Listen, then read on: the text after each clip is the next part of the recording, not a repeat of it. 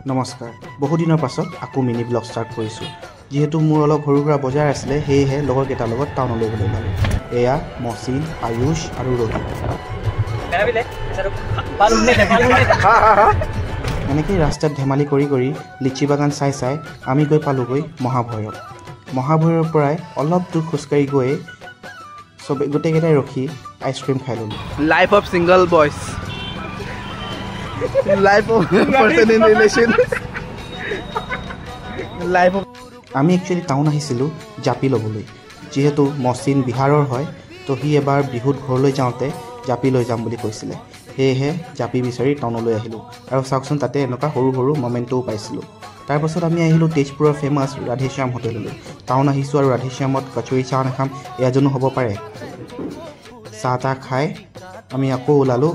bus ষ্টেণ্ডৰ পৰা bus লৈ ইউনিভাৰ্চিটিলৈ গ'লোঁ আজিলৈ ইমানেই ধন্যবাদ